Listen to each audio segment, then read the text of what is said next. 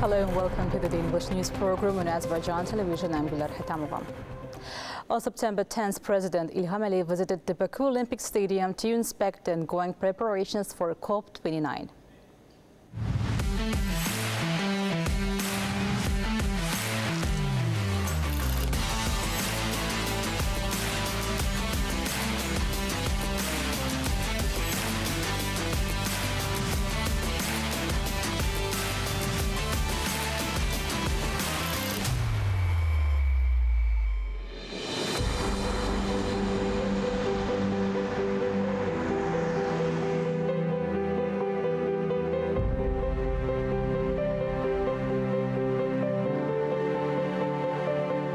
Assistant to the President, Anar Ələkbərov, reported to the head of state on the progress of getting the COP29 venue ready for the event.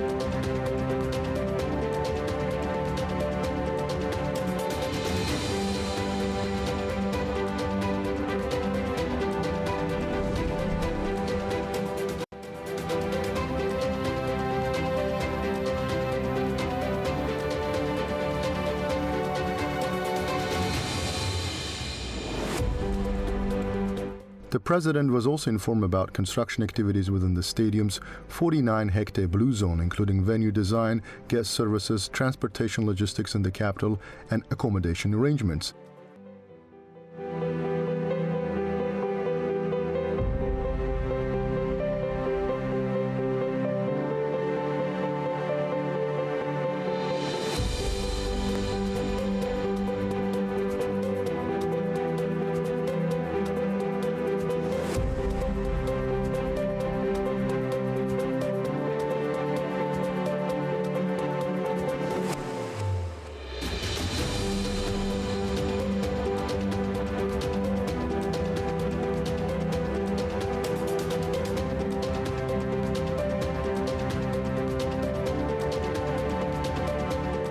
The briefing also covered the development in the 8-hectare green zone.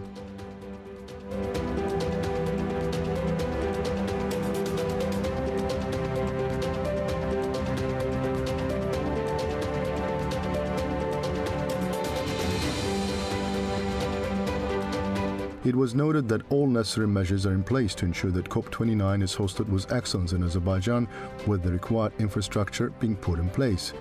President İlham gave instructions and directives regarding the work to be carried out.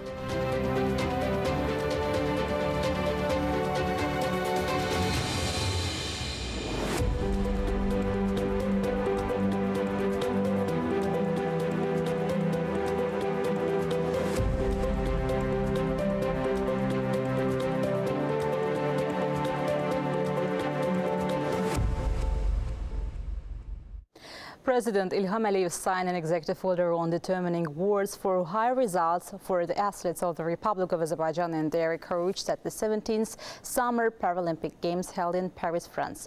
Under the executive order, each gold medalist will be awarded 200,000 manats and their courage 100,000 manats. Each silver medalist will be awarded 100,000 manats and their courage 50,000 manats. Each bronze medalist will be awarded 50,000 manats and their courage 25,000 manats. If the Armenian side is really interested in opening communications in the region, then it has to implement undertaking obligations. This was stated by Foreign Ministry spokesman Ayxan Hacızadeh in an interview with AzTV. According to him, the official Yerevan responded at the end of August to the comments on the draft peace treaty submitted by the Azerbaijani side last time in June. Instead of responding adequately to Azerbaijan's comments, Armenia tried to turn a blind eye to the challenges by removing the necessary provisions that should be reflected in the draft. Even though 80% of the provisions have been agreed upon so far, not all of the draft's provisions have been able to be agreed upon. However, this does not mean that an agreement should be signed by removing the non-agreed provisions from the draft, as Armenia suggested. This cannot be considered acceptable. For the peace agreement to be sustainable and successful, problematic issues between the two countries in a number of directions must be clarified in the draft. While continuing its territorial claims against Azerbaijan and trying to restore the work of the Minsk Group, a remnant of the past conflict, Armenia's call for the peace agreement to be signed in any form by reducing the scope of the text raises many questions about this country's true intentions. To sign a draft agreement, first of all, Armenia has to make appropriate amendments to its constitution, which currently refers to its territorial claims against our country. Although Armenia is aware of its written and signed obligations on the opening of communications connecting the western regions of Azerbaijan with the Nakhchivan Autonomous Republic, it has not fulfilled them for the last 4 years. Regarding the views on the involvement of a foreign private company in the process in both countries, it should be noted that Azerbaijan has never discussed the involvement in the process of a third party in its territories. If the Armenian side is actually interested in opening up communications in the region, it must fulfill its obligations. The chain reaction 2024 forum is being held in Baku, where topics such as AI, blockchain technology, Web3, fintechs and cryptocurrencies were discussed. Leading experts and top managers of foreign and local companies also presented their reports.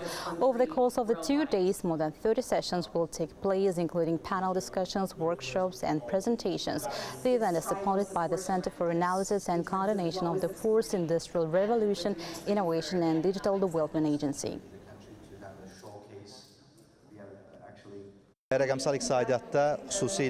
This area started to gradually occupy a bigger space in the digital economy, and there's already interest to it in Azerbaijan. Cryptocurrency transactions are carried out. Blockchain technologies are applied in different organizations.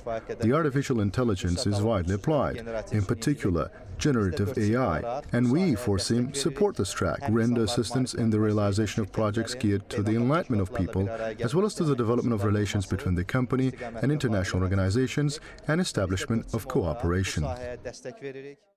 The multinational Joint Special Forces exercise Eternal Brotherhood 3 kicked off in Kazakhstan with the participation of special forces units from Azerbaijan, Kazakhstan, Turkey, Pakistan, Qatar and Uzbekistan.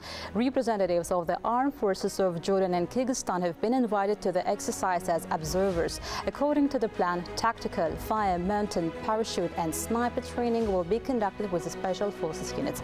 Up to 300 special forces personnel from 6 countries take part in the Eternal Brotherhood 3 multinational exercise, which involves armored vehicles, army, aviation and UAVs.